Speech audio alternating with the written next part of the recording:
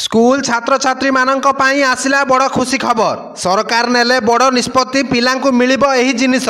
तेबे आसंतु कोन आछि संपूर्ण अपडेट जानिबा। किंतु ता पूर्वरु जदि आपण माने एजाय हम चैनल को सब्सक्राइब करनाहंती ताहाले एबे ही सब्सक्राइब करी पाखरथिबो बेल आइकन दबाई ऑल ऑफ रे क्लिक कर दियंतु। खूब शीघ्र स्कूल पिलांकु मिलिबो मागणा यूनिफॉर्म। राज्य सरकारक निष्पत्ति अनुसार चलित शिक्षा वर्ष पर राज्यर समस्त सरकारी और सरकारी अनुदान प्राप्त विद्यालय गुड़िकर प्रथम श्रेणी ठारू अष्टम श्रेणी पर्यंत पाठ पढ़ुवा समस्त छात्र छात्री को टी शर्ट पैंट जोता टोपी एवं परिचय पत्र मागणारे जोगाई दियाजिवो। एने ओडिशा विद्यालय शिक्षा कार्यक्रम प्राधिकरण राज्य प्रकल्प निर्देशक राज्यर समस्त जिला शिक्षा अधिकारी व समग्र शिक्षार संस्था जिला प्रकल्प संयोजक को चिठी माध्यम निर्देश देइछंती।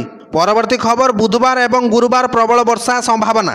ओडिशार अधारू अधिक जिला को येलो वार्निंग जारी। तेबे 6 और 7 तारिख में राज्यर किछि स्थान रे अधिक वर्षा होई पारे। 6 रे केन्दुझर और मयूरभंज रे प्रबल वर्षा हेबो व उत्तर ओडिशा आभ्यंतरण ओडिशा और दक्षिण ओडिशार किछि स्थान रे वर्षा संभावना अछि।